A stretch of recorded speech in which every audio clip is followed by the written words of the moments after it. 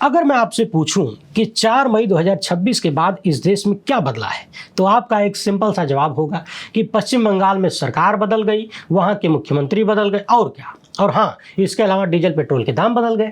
मगर समझने वाली बात यह है कि बंगाल में सत्ता बदलते ही देश और देश भर की न्यायपालिका में बहुत कुछ बदला बदला सा नजर आने लगा है। न जाने इस 4 मई की तारीख में ऐसा क्या था, बंगाल के सत्ता परिवर्तन में ऐसा क्या था, जिसके बाद अद्भुत चीजें हो रही हैं। और तो और मेरे जन्म से लेकर आज तक जो चीज़ नहीं हुई वो भी होने जा रही है। अब ऐसी कौन सी चीज़ है, जानने बूझने के लिए थोड़ी देर हमारे साथ जुड़े रहिए, कान और ध्यान दोनों सटा के। ऐसा लग रहा है कि बंगाल का चुनाव, वहां पर टीएमसी को सत्ता से हटाकर भाजपा को बिठाना न जाने कितने लोगों के लिए एक बहुत बड़ा मिशन था। और जैसे मिशनवा पूरा हुआ उसके बाद एक दिन का भी इंतजार नहीं हो सका।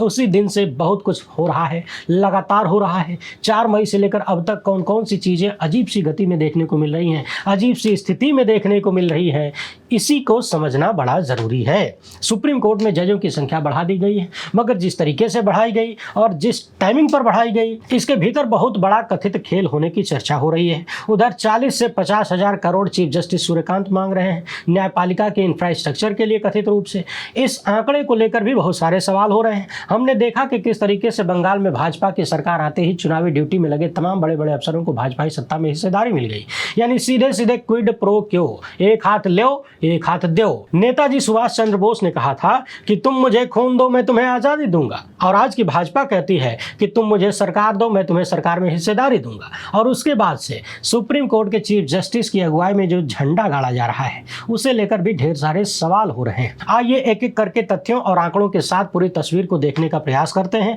आगे बढ़ने से पहले एक छोटी सी अपील है, पहली बार है तो चैनल को सब्सक्राइब करके घंटियां बजा दीजिए टन से। हर वीडियो को लाइक और शेयर करना आपकी जिम्मेदारी है। इसके अलावा आप जानते हैं कि हम किसी धन्ना सेठ या राजनीतिक दल के दम पर चलते नहीं, तभी खुलकर आपके मुद्दों पर बात हो पाती है। हमारा काम पसंद आता हो तो इस QR कोड या मोबाइल नंबर का प्रयोग करते हुए जो भी हो सके आर्थिक सहयोग भेजने का प्रयास जरूर करें। बहुत बहुत धन्यवाद। और हाँ, हो सके तो फेसबुक और यूट्यूब दोनों जगह पर इस चैनल को ज्वाइन कर लीजिए, सब्सक्राइब कर लीजिए। 4 मई 2026 को पश्चिम बंगाल में भारतीय जनता पार्टी की सरकार बनती है। इससे पहले तमाम अधिकारियों ने, चुनाव आयोग के ज्ञानेश कुमार ने, चुनावी ड्यूटी में लगे तमाम अफसरों ने भाजपा के लिए क्या क्या किया था, ये सब हम देख चुके हैं। कौन कौन से धत्कर्म किए गए वो सब भी हम लोग देख चुके हैं। और इसके पहले ही देश की न्यायपालिका ने पश्चिम बंगाल में क्या क्या किया और होने दिया, कैसे लाखों लोगों का वोटिंग राइट छीन लिया गया, कैसे SIR के माध्यम से भाजपा का रास्ता आसान किया गया, कैसे SIR के वैध अवैध वाले सवाल को ही दबा दिया गया, ये हम सब देख चुके हैं। कुल मिलाकर सुप्रीम कोर्ट के चीफ जस्टिस की बेंच से हर बार वही चीज निकली जिससे भाजपाई सिस्टम को लाभ होता हुआ दिखा।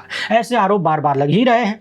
और इन सब के बाद 4 मई को वो हो गया जिसकी प्लानिंग और सेटिंग कई महीनों से चल रही थी। तो जैसे ही 4 मई को सत्ता परिवर्तन होता है, भाजपा सत्ता में आती है बंगाल में, उसी दिन खबर आई कि पंजाब हरियाणा हाईकोर्ट में 10 वकीलों को जज बनाने की सिफारिश की जाती है। आप भी अपनी स्क्रीन पर देख लीजिए, 2 स्टेटमेंट हैं, एक में 7 नाम है, दूसरे में 3। समझने वाली बात यह है कि इन 10 नामों में से 3 नाम ऐसे हैं जो पिछले कई साल से लटके पड़े थे, क्योंकि इन लोगों का रिकॉर्ड ठीक नहीं था। परंतु जैसे ही पश्चिम बंगाल में भाजपा की सरकार बनती है, न जाने क्या होता है कि सुप्रीम कोर्ट कलेजियम ने उन 3 नामों को भी, यानी उन 3 वकीलों को भी जज बनाने की सिफारिश कर दिया जो अब तक कथित रूप से खराब रिकॉर्ड के कारण रोक के रखे गए थे। यानी न जाने कौन सी वॉशिंग मशीन काम कर गई। इसके अलावा जो नए नाम रिकमेंड किए गए उनमें से भी कुछ नामों पर, यानी उनके रिकॉर्ड को लेकर, उनके इतिहास को लेकर सवालिया निशान हैं। तरह तरह के आरोप लग चुके हैं। ये तो रही पंजाब हरियाणा हाईकोर्ट की कहानी। इसके बाद मामला आता है उसी तारीख को आंध्र प्रदेश हाईकोर्ट का। यहाँ भी 3 हाईकोर्ट जज बनाने की सिफारिश की जाती है। अगली तारीख है 8 मई 2026। 7 हाईकोर्ट जजों का ट्रांसफर करने की खबर सामने आती है। किसी को बॉम्बे से कलकत्ता, किसी को मद्रास से बॉम्बे, किसी को तेलंगाना से मद्रास, किसी को कलकत्ता से तेलंगाना, किसी को पंजाब से बॉम्बे। इसी तरह 7 जजों का ट्रांसफर किया जाता है। अगली तारीख 11-12 मई कलकत्ता हाईकोर्ट में 9 वकीलों को जज बनाने की सिफारिश की जाती है। इसके बाद 18 मई 2026 को मद्रास हाईकोर्ट में 19 लोगों को जज बनाने की सिफारिश होती है। सुप्रीम कोर्ट कलेजियम ने मद्रास हाईकोर्ट के लिए 19 नाम मंजूर किए 18 मई 2026 को ही बॉम्बे हाईकोर्ट के 6 एडिशनल जज को परमानेंट जज बनाने की सिफारिश होती है। तो आपने देखा 4 मई से 18 मई के बीच कई दर्जन हाईकोर्ट के जजों के मामले इधर से उधर हुए, ट्रांसफर से लेकर अपॉइंटमेंट तक, सिफारिश तक की बातें सामने आई। और इसी बीच एक और बहुत बड़ी खबर सामने आई, दो आई। एक ये थी कि सुप्रीम कोर्ट के चीफ जस्टिस सूर्यकांत ने 12 मई 2026 को जुडिशियल इंफ्रास्ट्रक्चर एडवाइजरी कमेटी बनाया है। ये कमेटी देश भर के हाईकोर्ट और जिला अदालतों की अलग अलग इंफ्रास्ट्रक्चर जरूरतों का आकलन करेगी और चीफ जस्टिस को रिपोर्ट देगी। इसके बाद चीफ जस्टिस ये मामला केंद्र और राज्य सरकारों के साथ उठाएंगे और कहेंगे कि इतना इतना पैसा दीजिए, न्यायपालिका में ऐसे ऐसे निर्माण करने की जरूरत है। मीडिया रिपोर्ट्स में चर्चा है कि कम से कम 40,000 करोड़ से लेकर 50,000 करोड़ की डिमांड हो सकती है।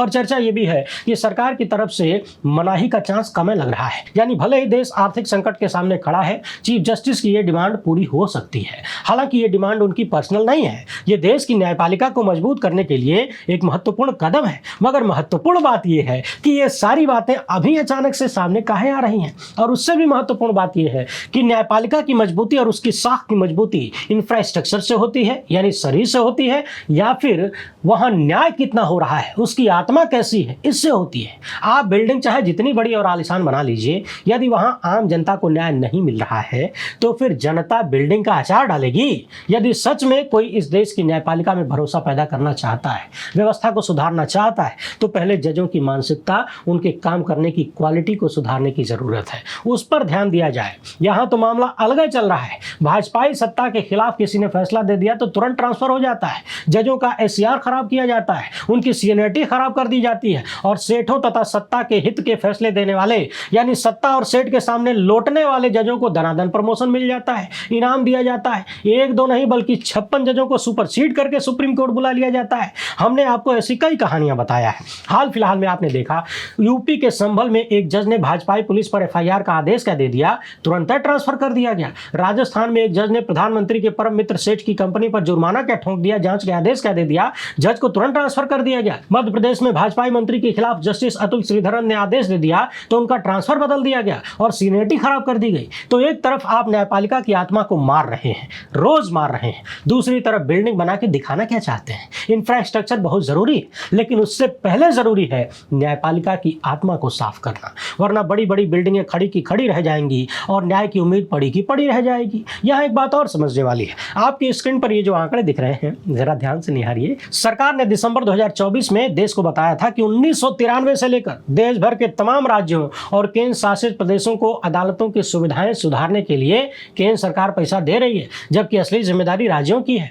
केंद्र खाली मदद करता है। समझने वाली बात यह है कि 93 से लेकर 2024 तक इस योजना में केंद्र ने 11,758 करोड़ रुपए जारी किए। सोचिए कि मेरे जन्म के साल से लेकर पीएम मोदी के तीसरी बार पीएम बनने के 1 साल बाद तक केंद्र सरकार ने 11,700 करोड़ जारी किए। इसके अलावा यह रिपोर्ट बताती है कि हाईकोर्ट का इंफ्रास्ट्रक्चर बनाना मुख्य रूप से राज्य सरकार की जिम्मेदारी है और राज्यों ने इस पर कितना खर्च किया है इसकी जानकारी केंद्र के पास नहीं है। लेकिन केंद्र ने योजना शुरू होने से अब तक 10,000 करोड़ से ज्यादा रुपया मंजूर किया। तो सवाल ये पैदा होता है कि 93 से लेकर 24 तक 10-11,000 करोड़ का आंकड़ा है और साल 2026 में अचानक से 40 से 50,000 करोड़ की बात सामने आ लगती है। अगर इतना पैसा मंजूर किया जाता है तो सच में भारतीय न्यायपालिका का इंफ्रास्ट्रक्चर तो एकदम वर्ल्ड क्लास हो जाएगा। मगर सवाल यह है कि वर्ल्ड क्लास इंफ्रास्ट्रक्चर बनाने के लिए यह सब कुछ किया जा रहा है या फिर यह भी किसी गिव एंड टेक का शिकार हो जाएगा। कहीं यह भी तो खिलाओ पिलाओ योजना का हिस्सा बन के नहीं रह जाएगा। और इन सबसे ज्यादा महत्वपूर्ण चीज एक सामने आई है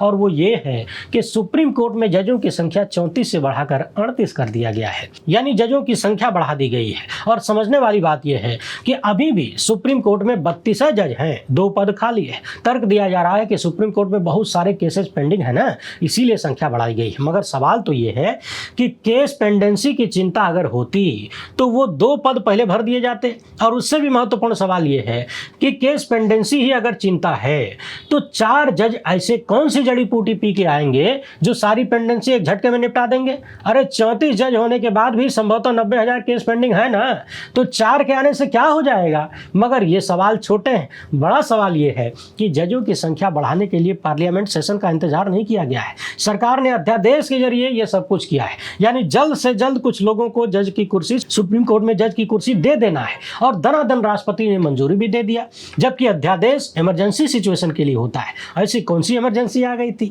और यहाँ 4 की संख्या बढ़ाना कोई इमरजेंसी नहीं है, क्योंकि ये 4 आगे भी काम नहीं कर पाएंगे। काहे कि इसी महीने के अंत में तो सुप्रीम कोर्ट में छुट्टियां शुरू हो जाएंगी, यानी अगर अपॉइंट हो भी जाते हैं तो तुरंत छुट्टी पे चले जाएंगे, फिर खुलेगा जुलाई में, और जुलाई में ही तो पार्लियामेंट का सेशन शुरू होगा, मानसून सेशन। तो सवाल यह है कि इतनी जल्दबाजी किस बात की थी? आप पार्लियामेंट में चर्चा किए बिना अध्यादेश के जरिए जजों की संख्या क्यों बढ़ा रहे हैं? छुट्टी के समय में ये जज लोग कौन सी पेंडेंसी आके खत्म कर देंगे?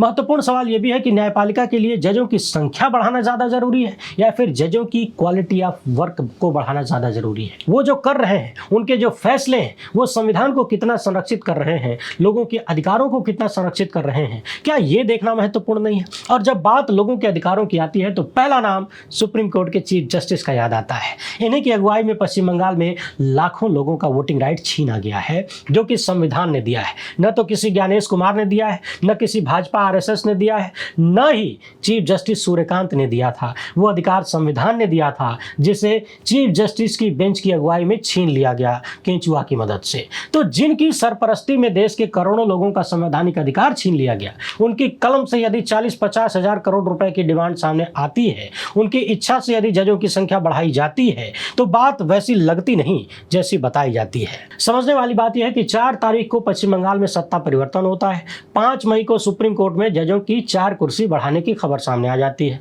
इन सब का आपस में क्या लिंक है, क्या कहानी है, ये तो बड्डे माननीय जज ही जाने, लेकिन कुछ न कुछ तो जरूर है, कुछ तो गड़बड़ है जया। इस 4 तारीख में कुछ न कुछ ऐसा खास जरूर नजर आता है, जिसके बाद भारतीय सुप्रीम कोर्ट से, वहां के कॉलेजियम से अचानक से बहुत सारी चीजें होने लगती हैं। बाकी कुछ लोग तो ये भी चर्चा कर रहे हैं कि कुर्सियां इसलिए बढ़ाई जा रही है ताकि हाई कोर्ट के तमाम जजों को दिखाया जा सके कि देखिए जज साहब, कुर्सी खाली है, बाकी कुर्सियां कैसे मिलती है ये तो आप जानते ही हैं। बहरहाल देखना यह है कि इन कुर्सियों को भरने का तरीका क्या होता है। वही बंदर बांट वाला आरोप लगता है, सीनियर्स को सुपरसीड करने की कहानियां सामने आती हैं, बिना बताए कि किस आधार पर किसको बनाया जा रहा है कर दिया जाता है, या फिर थोड़ी बहुत पारदर्शिता आ जाती है। सवाल यह भी है कि वर्तमान सुप्रीम कोर्ट में मात्र 1 महिला जज है, मात्र 1, जस्टिस नागरत्ना। इसके अलावा कोई महिला जज नहीं है। तो क्या ये जो कुर्सियां बढ़ाई गई हैं, इनमें महिलाओं को जगह दी जाएगी? सवाल ये भी है कि जस्टिस नागरत्ना भी कुछ महीने बाद चली जाएंगी, यानी रिटायर हो जाएंगी, तो सुप्रीम कोर्ट में एक भी महिला जज नहीं होंगी। यानी दुनिया के सबसे बड़े लोकतंत्र में एक भी महिला जज सुप्रीम कोर्ट में नहीं होंगी अगले कुछ महीने बाद। एक सवाल ये भी है कि क्या इन बढ़ाई गई कुर्सियों में SC, ST, OBC समुदाय को भी बराबर की हिस्सेदारी मिलेगी? जितनी जिसकी संख्या भारी उसकी उतनी हिस्सेदारी, क्या इसको शामिल किया जाएगा? बाकी आप इस मामले पर क्या सोचते हैं, अपनी राय कमेंट बॉक्स में जरूर लिखिएगा। पहली बार है तो चैनल को सब्सक्राइब कर लीजिए। हमसे जुड़ने के लिए बहुत बहुत धन्यवाद। जय हिंद।